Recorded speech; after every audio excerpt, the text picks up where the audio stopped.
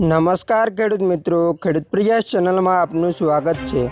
આજે તારીખ 18 ઓગસ્ટ 2024 સવારના મહત્વના હવામાન સમાચાર ચેનલમાં નવા આવો તો સબસ્ક્રાઇબ કરી લેજો। રાજ્યમાં છેલ્લા ઘણા દિવસોથી વરસાદે વિરામ લીધો છે। હવે ફરી એક વખત બે સિસ્ટમ સક્રિય થવાને કારણે રાજ્યના હવામાન વિભાગ દ્વારા વરસાદની આગાહી કરાઈ છે। રાજ્યમાં ફરી એક વખત વરસાદી માહોલ જામવાનો છે। આગામી 6 દિવસ સુધી રાજ્યમાં ગાજવીજ સાથે હળવાથી મધ્યમ વરસાદની આગાહી કરવામાં આવી છે। આગામી 4 દિવસ રાજ્યમાં છૂટોછવાયો વરસાદ રહી શકે છે।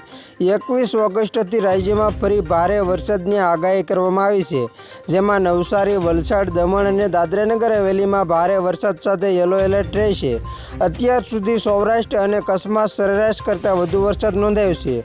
અત્યાર સુધી 513 mm વરસાદ સામે 537 mm વરસાદ નોંધાયો છે। ગુજરાતમાં 21 અને 22 ઓગસ્ટે દક્ષિણ ગુજરાતના નવસારી અને વલસાડ જિલ્લામાં ભારે વરસાદને પગલે યલો એલર્ટ જાહેર કરવામાં આવ્યું છે। હવામાન વિભાગે આગામી 23 ઓગસ્ટ સુધી રાજ્યમાં ગાજવીજ સાથે હળવાથી ભારે વરસાદની આગાહી કરવામાં આવી છે। હવામાન નિષ્ણાત પરેશ ગોસ્વામીના જણાવ્યા મુજબ 18 અને 19 ઓગસ્ટે આસપાસ અરબી સમુદ્રમાં કરંટ જોવા મળશે। 18 થી 21 ઓગસ્ટ સુધી અમુક જિલ્લાઓમાં સામાન્ય વરસાદની આગાહી કરવામાં આવી છે।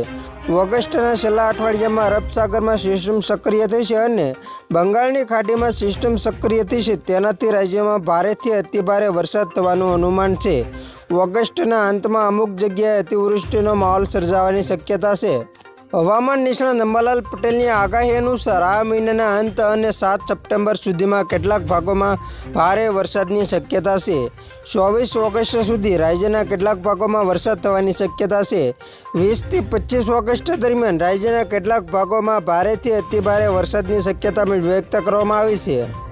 ચોમાસાની સિઝનનો રાજ્યમાં અત્યાર સુધીમાં 68.19% વરસાદ પડ્યો છે। સૌથી વધુ કચ્છમાં 86.68% તો સૌરાષ્ટ્રમાં ચોમાસાની સિઝનનો અત્યાર સુધીમાં 78.9% વરસાદ પડી ચૂક્યો છે।